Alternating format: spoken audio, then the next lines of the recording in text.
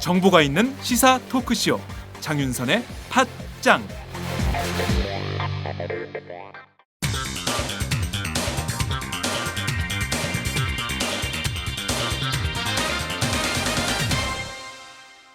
전혀 다른 뉴스. 전혀 다른 뉴스 시작하겠습니다.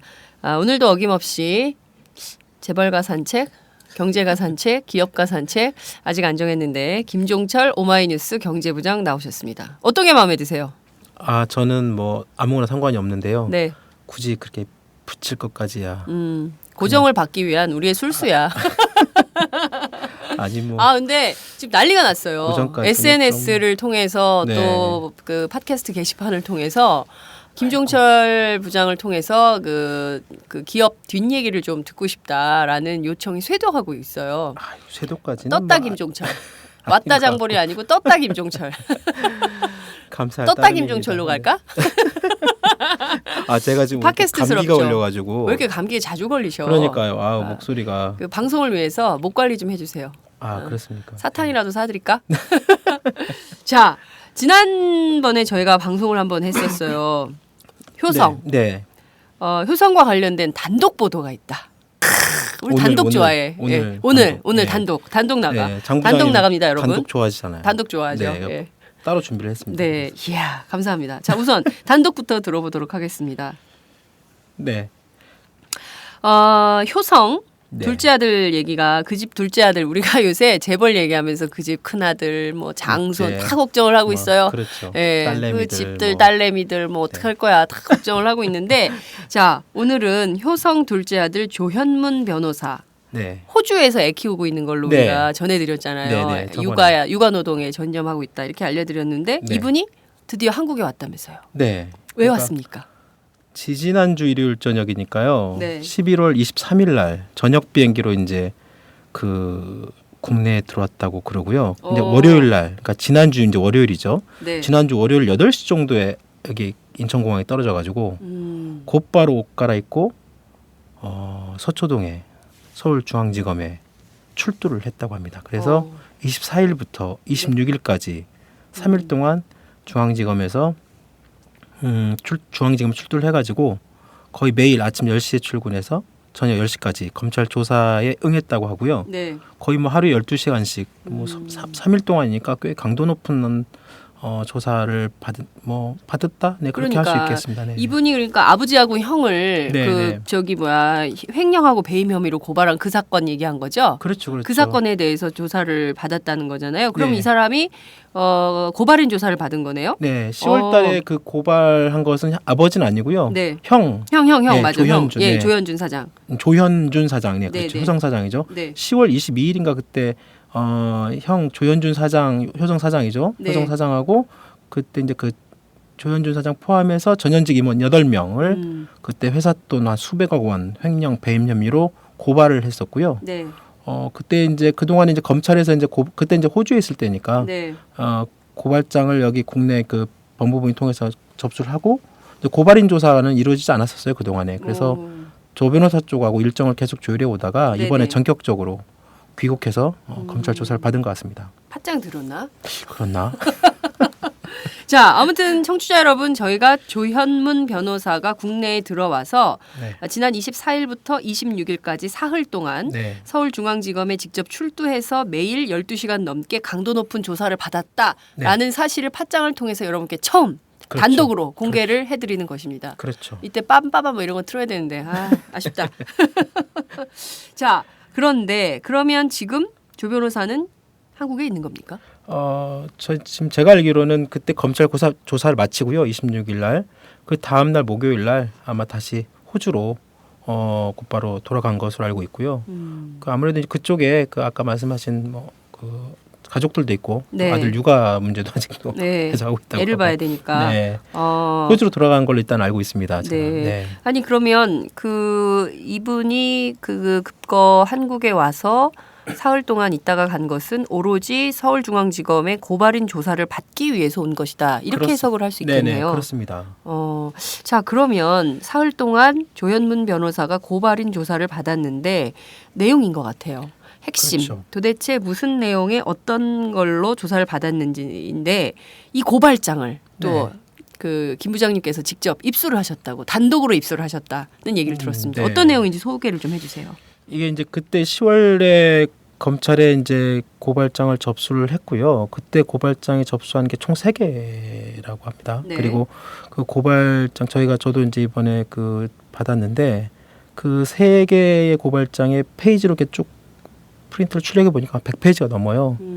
방대한 분량이네요. 그렇죠. 3개가 이제 고발장이 3개인 이유는 고발 대상에 들어간 그 조현준 사장하고 네.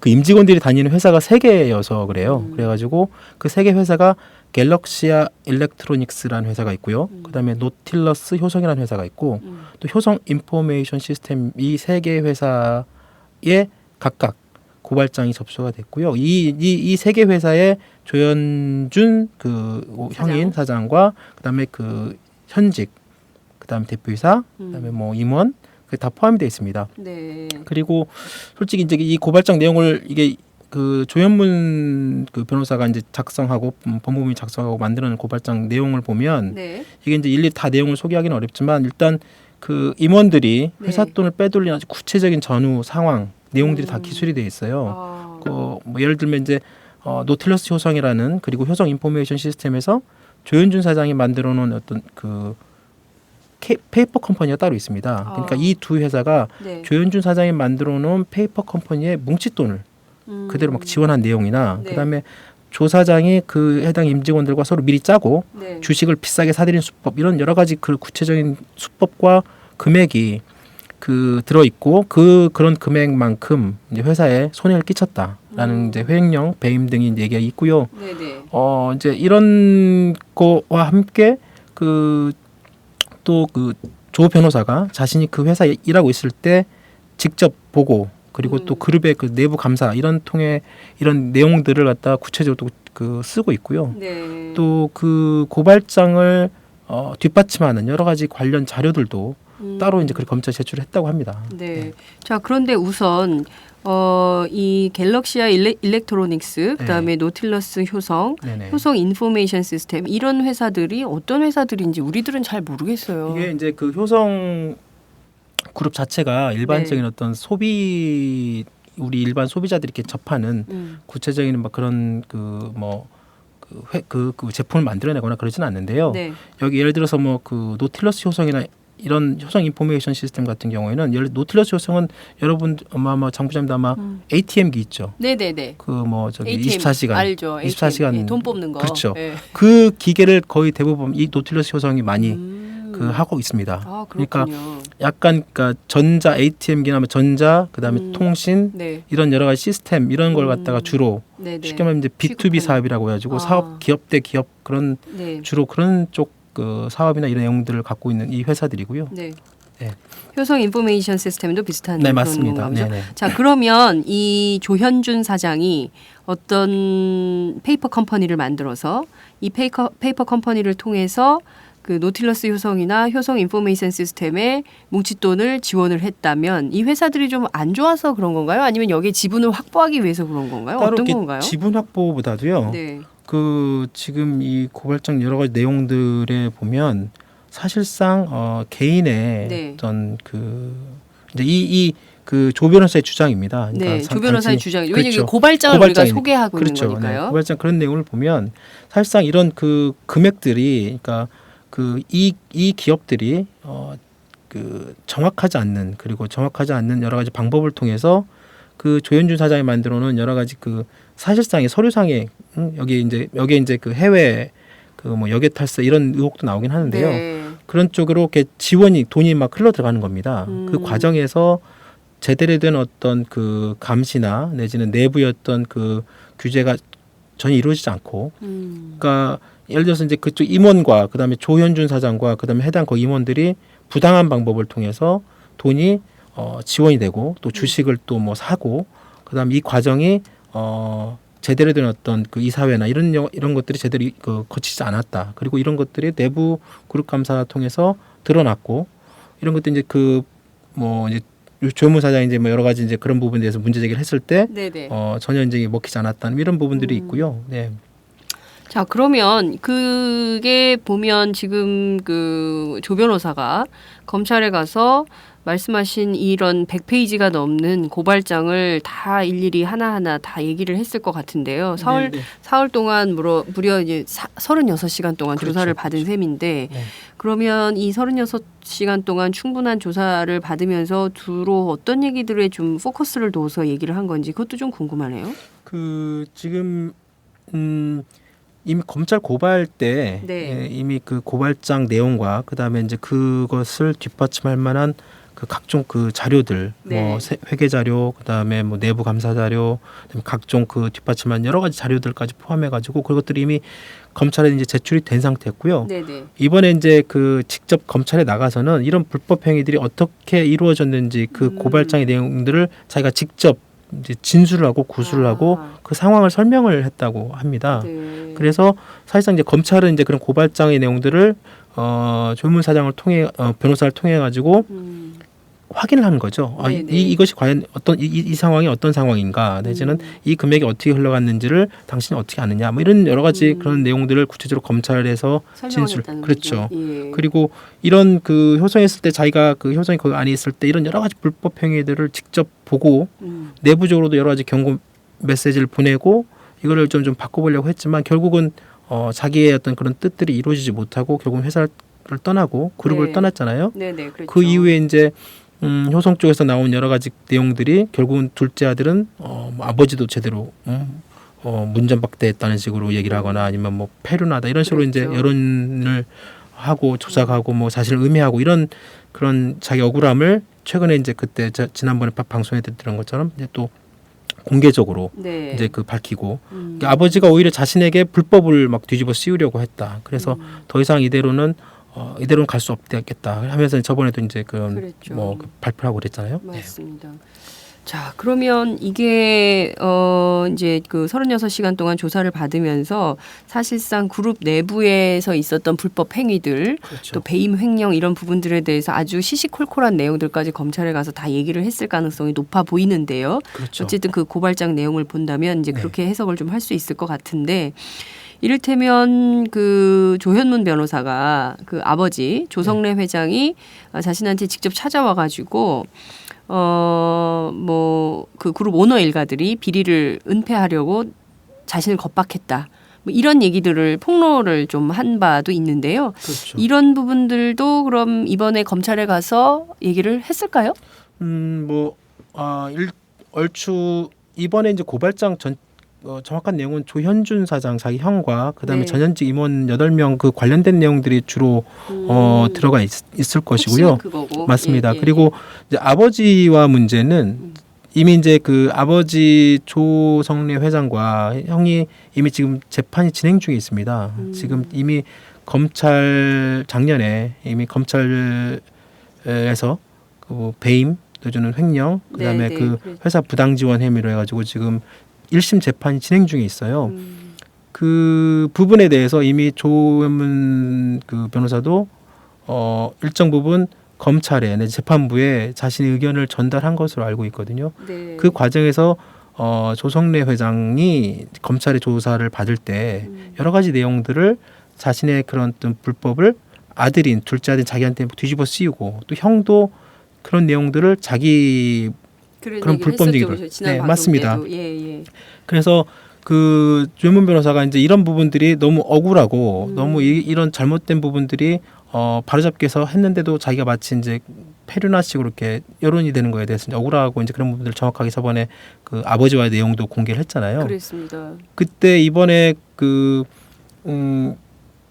제가 그 조현문 변호사 쪽을 만나면서 추가로 그 네네. 당시에 아버지와 대화를 추가적으로 더 듣게 됐어요. 그래요. 네. 이것도 처음 나온 얘기 같은데요. 그렇죠. 이 부분도 그때는 이제 보도가 되지 않았는데 저도 이번에 처음 들었습니다. 네. 그러니까 그때 아버지가 이제 뭐 그 조성녀에 직접 찾아와가지고 네. 이제 그 조문 변호사가 이제 여러 가지 그런 불법적인 부분들에 대해서 문제 제기를 하고 네. 그랬더니 오히려 아버지가 뭐 나는 그런 거 없다. 그리고 너한테 뒤집어 쓰려고 한 적도 없고 어머. 건방지게 왜 대들어 막 이렇게. 아버지한테.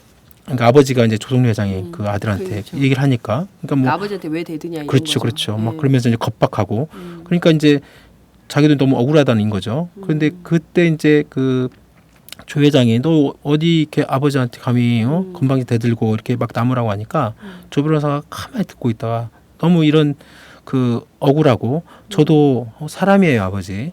저도 전 지렁이가 아니에요. 아버지가 이제 그 하나님을 아마 그 기독교 신자 같은데 하나님을 믿으면서 저나 다른 사람들을 속일 수는 있어도 나중에 하늘나라 가서 하나님 앞에서 무슨 말을 하려고 그러세요. 이런 말을 조 변호사 아버지한테 직접 또 얘기를 했다고 합니다. 그러니까 드라마 대사 같아. 그렇지 않아요? 아버지, 저는 지렁이가 아니에요. 조 변호사 같지 않아요? 그러니까요. 저희는 지금 이렇게 약간 좀 그런데 기가 막히면서 웃으면서 얘기를 하지만 그 당사자는 되게 그렇죠.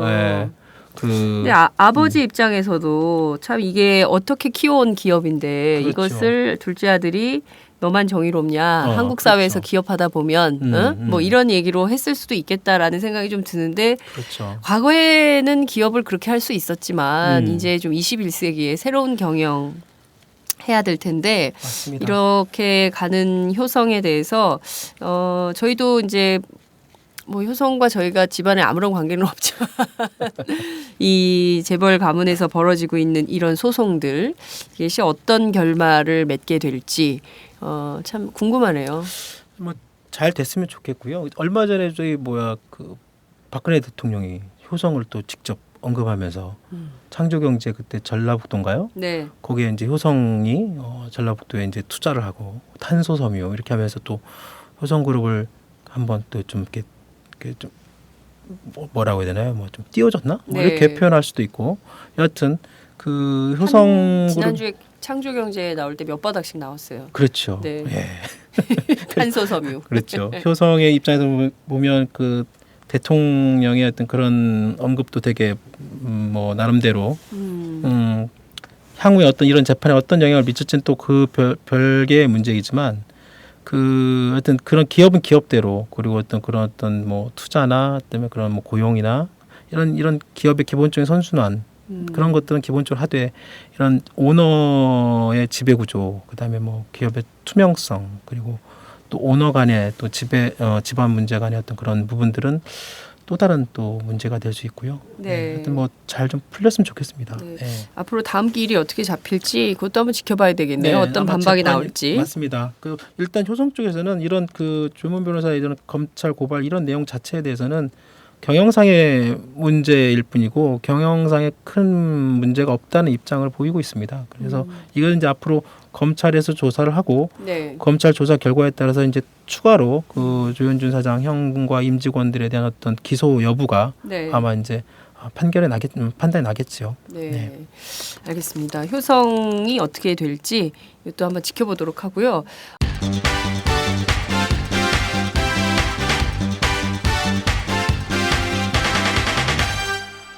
장윤선의 팟짱. 또 하나 저희가 지난주에 깜짝 놀랐어요. 네. 네, 한화와 삼성의 빅딜. 이것에 대해서 저희 그 청취자들께서도 김종철 부장의 해안 김종철 부장의 탁월한 분석력으로 이게 어떻게 된 건지 뒷얘기를 좀 듣고 싶다는 요청이 굉장히 많았는데요. 네. 그 당시에 이게 재계에서도 잘 몰랐던 일이었잖아요. 그래서 맞습니다. 네. 이 삼성과 한화의 빅딜 도대체 어떻게 이런 일이 벌어졌는지 무엇보다 이게 요새 IMF 때를 계속 얘기를 하는 노동도 마찬가지고요. 예. 1998년 외환위기 이후에 17년 만이라고 하는데 이게 지금 어떤 방식으로 일주일 딱 지난 것 같은데 어떻게 좀 후폭풍이 되고 있습니까? 그렇죠. 지금 한 이제 일주일 딱 지났는데요. 그때 삼성과 한화 사이에 그런 그 그룹 이 재벌 그룹 간이었던 방금 말씀하신 것처럼 빅딜 이 사업 네. 교류까지는 아니죠. 어차피 매각이니까 인수합병. 네. 그게 98년에 이제 정부 차원의 정부 주도였던 그런 재벌 간의 빅딜 이후에 자율적으로는 처음인 것 같고 하여튼 외환위기 이후에 17년 만이니까요. 그때 이제 일주일 전에 26일 날 아침에 이제 공식 발표가 있었는데 그 전날에 25일부터 이미 증권가에서는 삼성이 방위산업, 그다음에 석유화학 이쪽에 이제 4개의 어떤 계열사를 한화에 매각한다. 뭐 이런 얘기가 쭉 돌았습니다. 네네. 그래서 실제로 25일 날 그때 그 이번 매각사 가운데 하나인 그 삼성 테크윈 네. 주식을 외국인들이 막 대거 주식시장에 내다 팔았어요. 그러면서 이거 갑자기 그 이 주식 시장에 보면 그 주식이 거래되는 그 량이 있잖아요. 네네네. 이게 보통 거래량. 그렇죠. 회사마다 하루에 보통 이렇게 뭐 몇만 주씩 뭐 이렇게 일정하게 네. 그런 정해져 있는데. 그렇게 이게 되게 왜냐 그렇죠. 비슷하게, 그런데 예. 갑자기 25일 날 확 그냥. 주식 물량이 확 늘어나면서 거래가 일어난 거 보고 이상하게 생각했겠죠. 일부에서는 네. 26일 날 이제 매각 발표가 난 후에 테크윈 주가가 곧바로 그냥 폭락을 합니다. 그러니까 하여튼 일부에서는 하여튼 사전에 이제 그 이런 정보를 입수한 세력들이 주식을 사전에 대거 내다 팔았을 가능성이 크고 이 부분은 지금 금융감독원에서 아마 미공개 정보 이용을 통한 어떤 뭐 이익 추구 이런 것들은 이제 불법이니까요. 아마 네. 조사를 아마 하고 있는 걸로 알고 있고요. 이것과 다 별개로 외국인들만 팔았을까? 맞아요. 그러니까 이제 내국인들 개미들은 또 다 피해보고. 그렇죠. 엄청나게 이제 그 네. 주식 갖고 있는 사람들은 엄청나게 피해를 입었죠. 네. 그러니까 또 이런 그 주식시장 이런 문제와 별개로 또 지금 말씀하신 것처럼 일주일 정도 됐는데 지금 네. 하나로 이제 매각되는 그 삼성 테크윈이나 삼성 종합화학, 뭐 삼성 팔레스, 삼성 토탈 뭐 이런 이제 특히 삼성 테크윈 쪽의 노동자들의 반발이 되게 심합니다. 어제 저희도 이제 보도를 이렇게 해드렸지만 테크윈의 그 창원 공장 같은 경우에서는 이미 이제 직원들이 수백 명이 이제 모여가지고 항의 집회를 하고 네. 우리 이제 그 매각 반대 비상 대책위를 꾸려가지고 노조를 결성하기로 했다. 근데 왜 반대하는 거죠, 매각에? 일단 기본적으로 그 매각에 반대하는 건 일단 삼성맨으로 자기가 들어와서 삼성맨으로 지금 몇십 년 동안 일하다가 하루아침에 한화 매니로. 한화맨으로 딱 바뀌는데 네. 도대체 내가 왜 갑자기 이렇게 한화맨으로 바뀌는지에 대한 어떤 최소한의 뭐 이제 사전에 뭐 동의까지는 아니더라도 네. 그리고 그 직원들에 대한 어떤 의견 수렴이나 아니면 또 하나는 이제 이런 그 지위가 갑자기 확 바뀌면서 일 수 있는 고용 불안 그렇죠. 그런 부분이 되게 크죠. 물론 이제 한화 쪽에서는 일단은 고용을 승계하겠다고 이제 공식적 입장을 밝히고 있고 네. 또 일정 부분 그 이번에 그 두 회사 간의 계약서 내지는 약간의 그 이사록을 보면 네. 한화 쪽에서 고용을 딱 승계하는데 삼성 쪽에서 일정 부분 그 고용을 뭐 빼가거나 네. 그렇게 할 수 없도록 돼 있습니다. 그러니까 이제 그 부분이 이따 좀 따로 말씀드릴 수 있지만 네. 그러니까 이미 이제 고용은 그 일정 부분 하나로 다 넘어가는 걸로 대신에 이제 그것이 1년이 됐든 2년이 됐든 뭐 3년이 됐든 어떻게 이제 계속 유지가 될지 이 여부는 또 다른 문제고 네.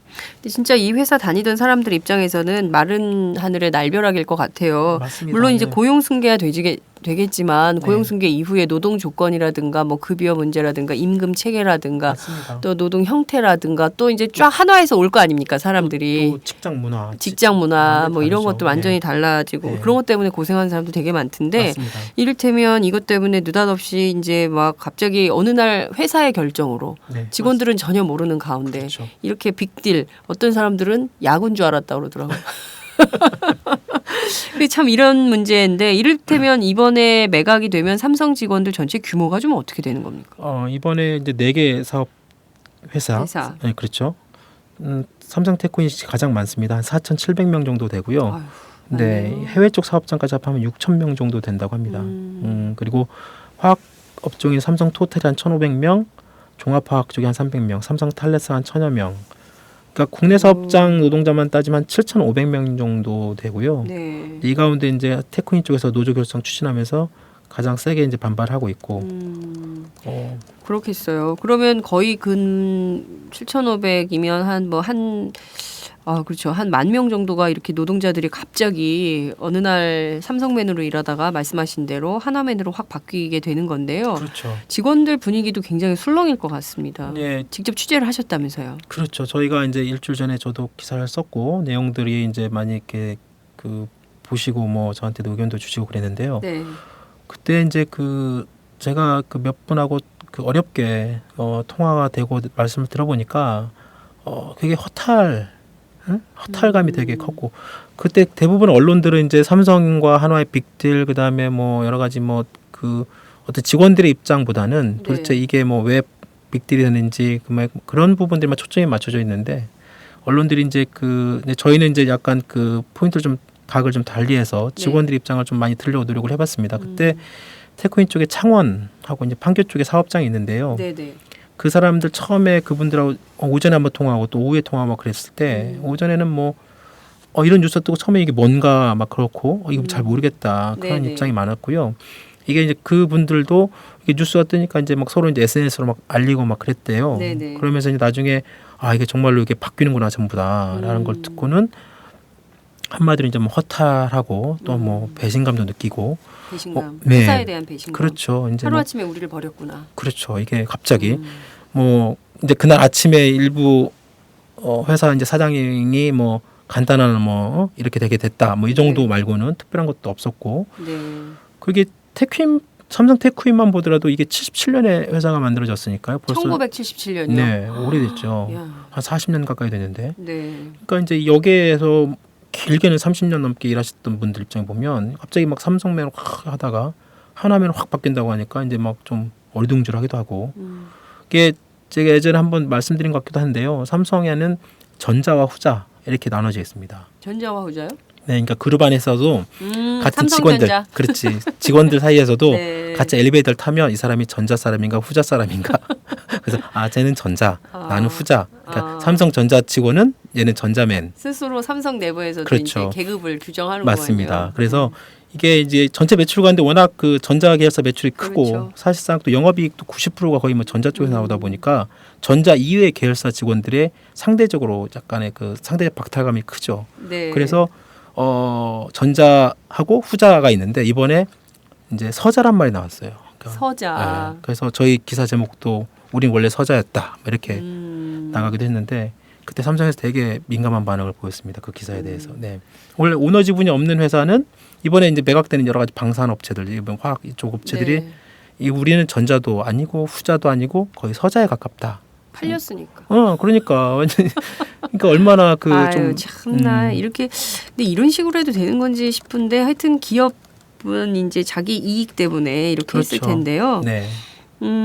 어떤 분은 뭐 그런 얘기도 한다면서요. 내가 그동안 오랫동안 이 회사 다니면서 맨날 삼성 배지 달고 다녔는데 네. 이제 확 팔아버리겠다. 네. 내다 버린다. 뭐 이런 얘기도 하시는 분들이 계시다면서요. 그게 저한테도 이렇게 그림으로 이렇게 쪽지가 오고 그랬어요. 그러니까 그래요? 네, 이게 중고나라라고 그 중고물품 거래 사이트 있잖아요. 네네네. 거기에 그 테크윈 직원분 같아요. 왜냐하면 이게 판교 그쪽 얘기를 하시는 거 보니까 테크윈 직원분 같은데 그분이 이제 자기 입사 때 받았던 삼성 배지가 있는데 그걸 올려놨어요. 찍어가지고 이거 팔겠다. 8,400원에. 그래서 그분이 그 자기 삼성 배지를 판다고 이렇게 올려놨어요. 중고나라 사이트에다가. 아유 오죽해야 이걸 이렇게 올리겠어요. 그렇죠. 그리고 또 더 좀 약간 황당할 수 있는 게 지금 올해 그 삼성 하반기 신입사원 공채를 지금 하고 있고 일부 뽑았거든요. 합격자 발표를 했어요. 근데 얘네들 뭐야? 그러니까 이번에 매각된 회사들 중에 합격 통보를 받은 직원도 있어요. 네. 지금 그럼 신입 뭐야? 직원들. 어떻게 되는 거야? 삼성으로 뽑아가지고. 이제 한화에서 교육받는 거지 신입사원 교육을. 야 이거는 진짜 심하다. 삼성에서 뽑아가지고 한화에서 교육은 받고. 그렇죠. 이제 하나맨이 되는 거예요. 하나맨이 되는 거죠. 삼성인 줄 알고 들어갔는데 엄마 나는 이제 삼성맨이 됐어. 그렇죠. 근데 최대 이제 기업이야 이랬는데 하나맨이 되는 교육은 거죠. 한화에서 받는. 야 이건 좀. 이분들은 나중에 이런 거. 한번 이렇게 법적으로 아마 뭔가 할 수 있을 수도 있을 겁니다. 예. 네. 자 그런데 아까 제가 그 빅딜이 그 뭐 어떤 사람은 축구냐 뭐 이런 야구냐 뭐 체육이냐 뭐 이런 얘기도 했다고 말씀을 전해드렸는데요. 네. 흔치 않은 빅딜이었습니다. 그렇죠. 그리고 이제 IMF 때는 워낙 기업 합병 인수합병이 그때는 막 워낙 그 경기가 어려웠고 이랬기 때문에 뭐 하도 막 그런 회사들이 많고 그래서 그런가 보다 했었는데 도대체 그 삼성의 이재용 부회장, 그다음에 한화의 김승현 회장. 네네. 왜 빅딜을 해야 되겠다라고 생각을 했던 건가요? 이게 이제 이미 일부 언론에 나왔고 저희도 취재를 해보면 올해 8월달에 이제 한화 쪽에서 먼저 삼성에 테크윈하고 삼성 탈레스라는 그러니까 어떤 방위 산업 이쪽 이쪽 두 개의 기업만 이제 사고 싶다고 제안을 했다고 합니다. 그리고 실제로 이 이사회 의사록을 보면 실제로 그렇게 제안을 했고 하나 쪽에서 이 부분을 인정을 했어요. 네. 원래 한화그룹이 이제 그 옛날 한국화약 그 모기업이 네. 그쪽 그 방위산업이 워낙 강한 회사였기 때문에 삼성 쪽의 테크윈하고 탈레스를 인수하면 그쪽에 자기네들이 어떤 그런 특수성을 좀 내지는 그런 경쟁력을 좀 더 높일 수 있겠다라는 판단을 했던 것 같은데 네. 하여튼 이렇게 한화가 먼저 제안을 했고 이게 8월이면 이미 이건희 회장이 5월 달에 때 쓰러졌잖아요. 그랬죠. 이미 한 3개월 지날 때였는데 하여튼 그 제안을 하니까 삼성 쪽에서 오히려 너네가 그러면 이쪽 종합화학 삼성 토탈 삼성 종합화학 삼성 그 이 회사까지 전부 다 사라. 그 세트로. 네, 역제안을 했다는 거예요. 그래서 한화 쪽에서 갑자기 이제 고민이 되는 거죠. 테크윈하고 탈레스만 사려고 했는데 갑자기 삼성에서 종합화학하고 토탈하고 한꺼번에 다 사라 다 이렇게 사라. 된 거예요. 네, 그렇죠. 그러니까 이제 이게 이제 원래 우리가 한 뭐 돈 1,000원만 갖고 1,000원짜리 물건 살려고 하다가 갑자기 저쪽에서 너 그럴 바에는 이것도 더 줄 테니까 3,000원 주고 사가. 그러니까 이제 3,000원 그럼 갑자기 지금 돈이 없는데 막 고민을 할 거 아니에요. 떨이야 그러면? 그렇죠. 뭐 그러다가 이제 막 그 이제 계산을 주판을 막 튀겨봤겠죠. 그래서 이 방위산업하고 그다음에 또 하나가 갖고 있는 그 석유화학 이쪽을 사들여서 이번 기회에 양쪽의 1위를 다 업계 1위로 할 수 있고 또 전체적인 그룹의 매출이나 그룹 규모도 훨씬 키울 수 있다는 여러 가지 판단이 됐고 네. 결국은 1조 9천억의 이제 그 김승효 회장이 오케이 하면서 성사가 됐는데 네.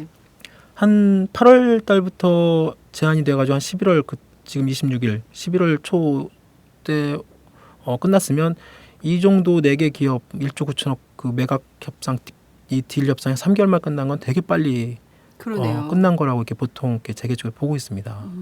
그래서 삼성 쪽에서도 되게 이 과정이 뭔가 좀 확실하게 이제 정리를 하는 그런 네. 차원에서 아마 진행이 된 것이 아닌가 그런 생각이 듭니다. 그런데 어찌됐든 이건희 회장 이제 그 눈도 깜빡이시고 앉아서 사람들하고 이렇게 정도로 건강을 회복한 상황으로 알려져 있는데요. 네.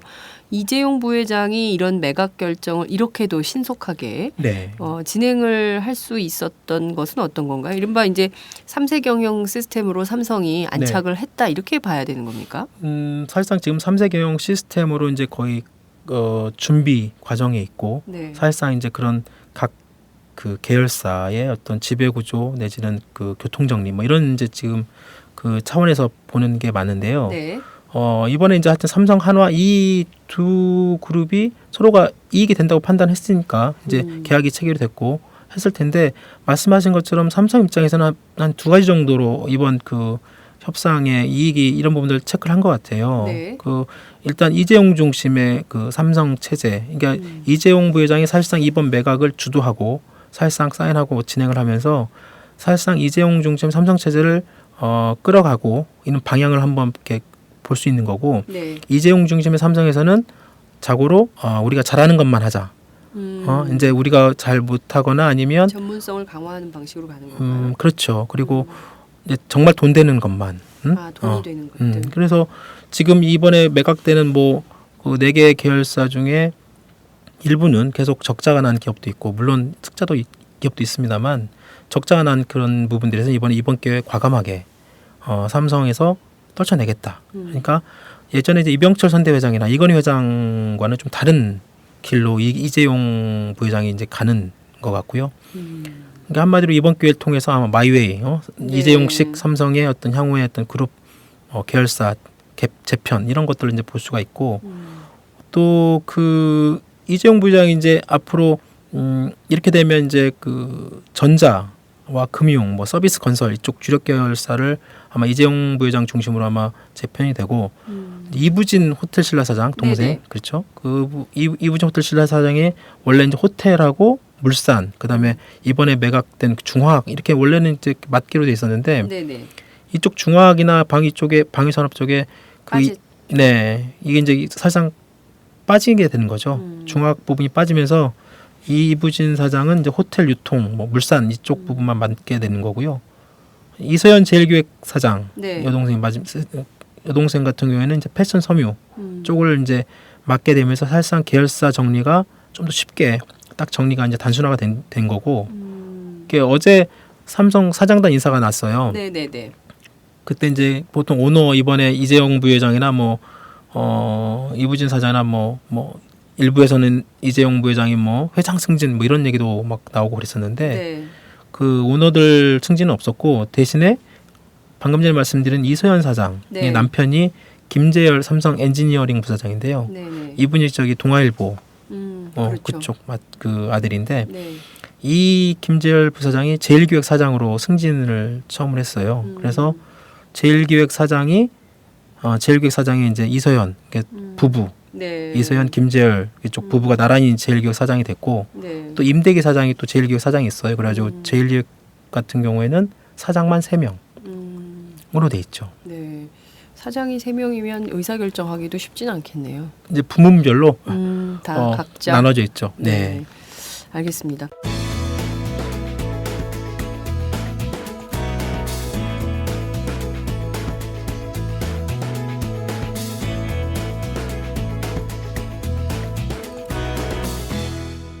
장윤선의 팟짱.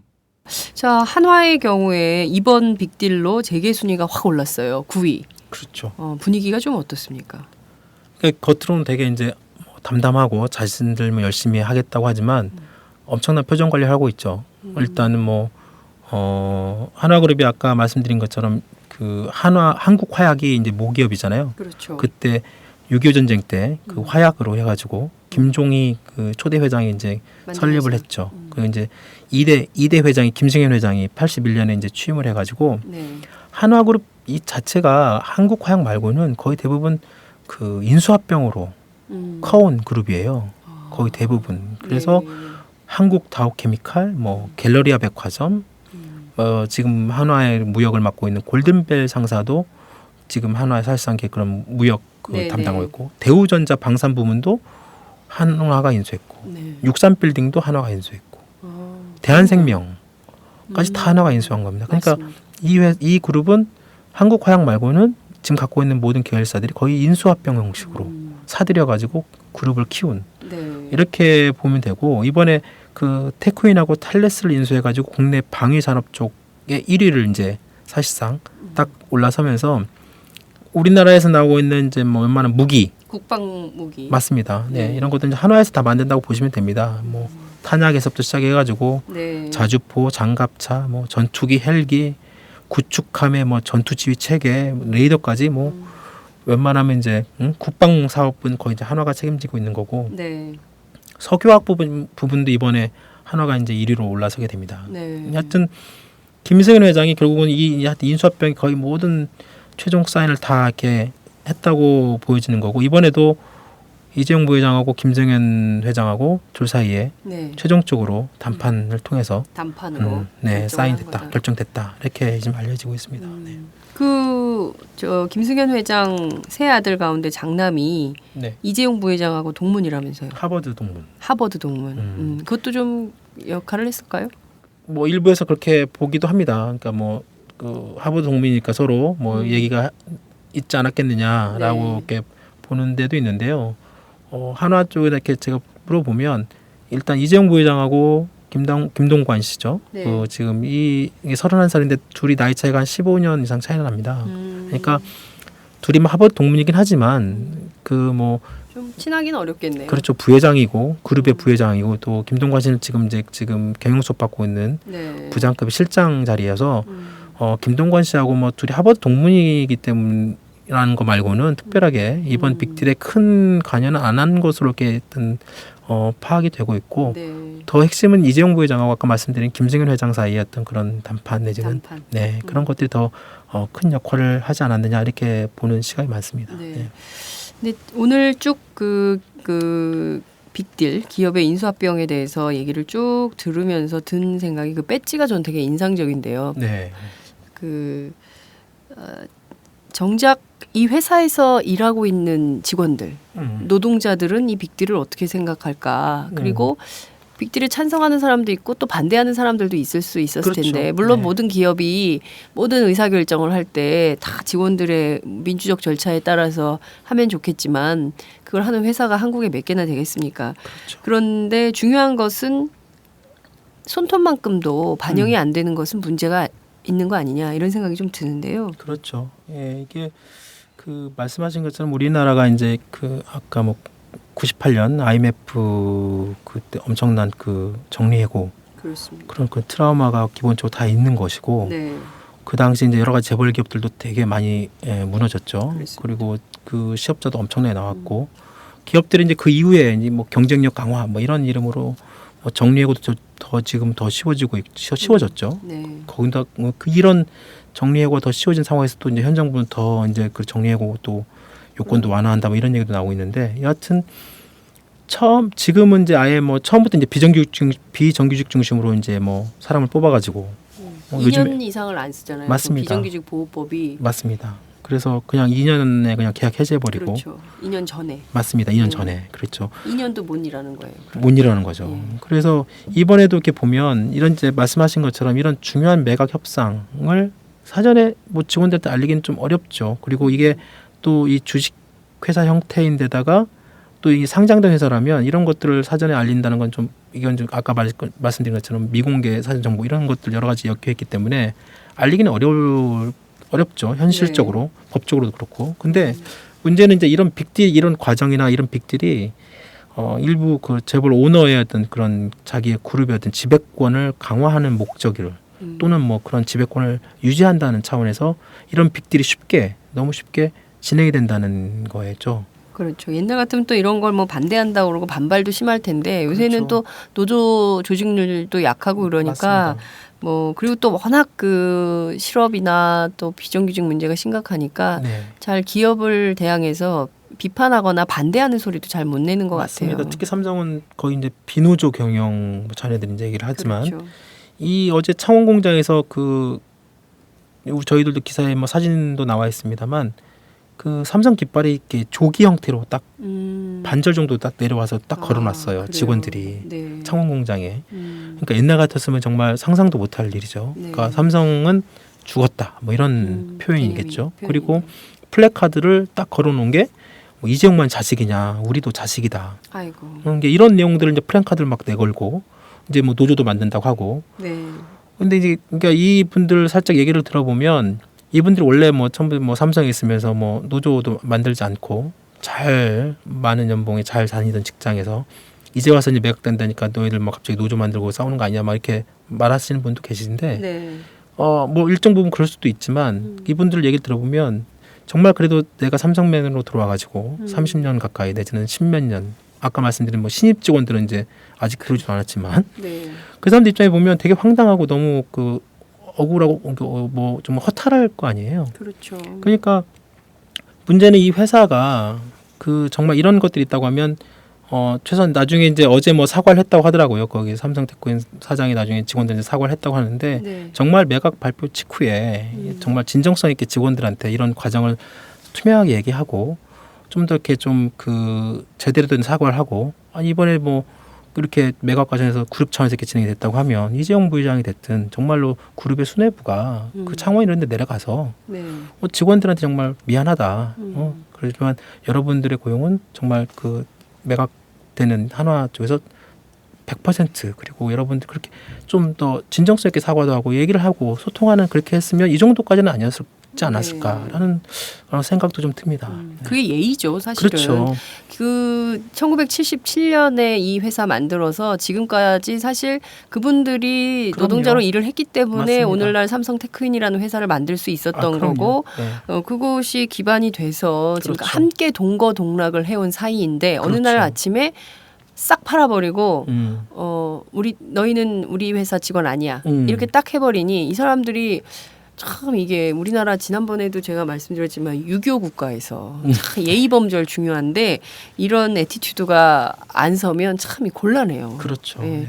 참 저는 이 오늘 얘기를 들으면서 이런 생각이 좀 듭니다. 기업은 어떤 이익, 자본의 이익을 추구하면서 필요하면 다 무섭게 맹수처럼 이렇게 공격적인 M&A도 하고 이렇게 네. 되지만 그 안에서 일하고 있는 진짜 노동자들, 피땀 흘려서 일하는 노동자들, 직원들에 대해서는 도대체 어느 정도나 생각을 하고 있는 것인가.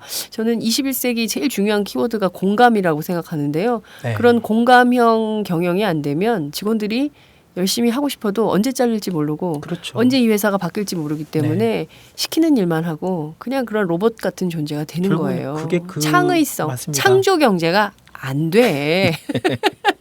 정말 그렇죠. 정말 기업들이 정말 앞으로 잘 나가고 뭐 자기가 우리 회사가 잘 되려고 하면 그 안에서 일하는 직원들이 얼마나 신명나게 그렇죠. 그리고 정말로 창의성을 가지고 우리 회사 내 회사라는 생각을 가지고 할 수 있도록 만들어주는 게 맞는 것이고 그렇죠. 그래야 그 기업이 경쟁력이 생기는 것이고 그 기업이 그런 경쟁력을 바탕으로 좀 더 성장하고 거기는 노동자들도 좀 더 같이 성장하고 그렇게 맞는 건데 이게 말씀하신 것처럼 그런 공감, 그런 경영 그런 것들이 바탕이 되지 않으면 앞으로는 정말 기업이 내지는 그런 기업이 제대로 살아남지 아마 어렵지 않을까 그런 생각도 듭니다. 그렇습니다.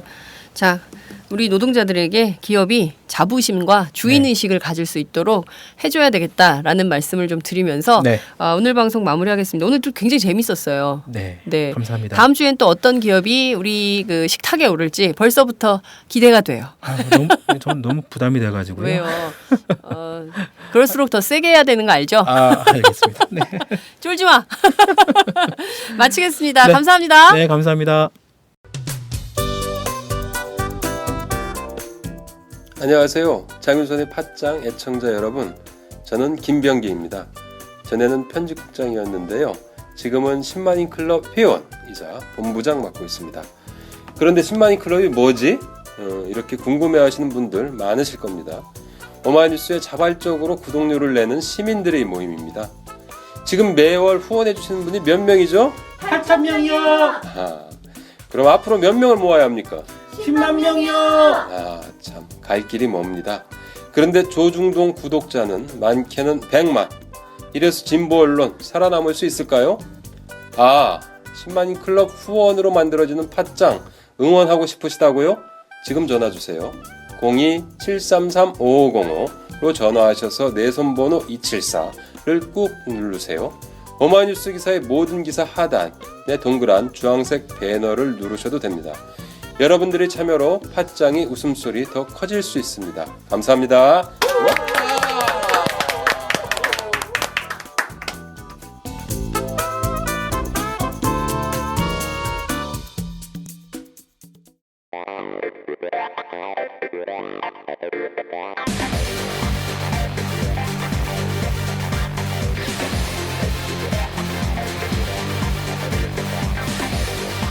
정보가 있는 시사 토크쇼 장윤선의 팟짱.